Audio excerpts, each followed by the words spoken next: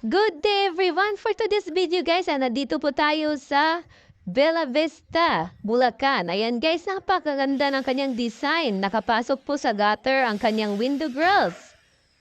Ayan guys, sa mga gusto po magpagawa ng window grills, gusto po mag-inquire, mag-direct PM po sa ating page.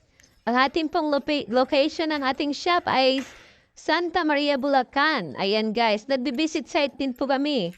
Ayan, ganito yung kanyang design sa gilid ng kanyang house. Ayan, napakaganda guys. Ayan. Very good quality guys. Matibay.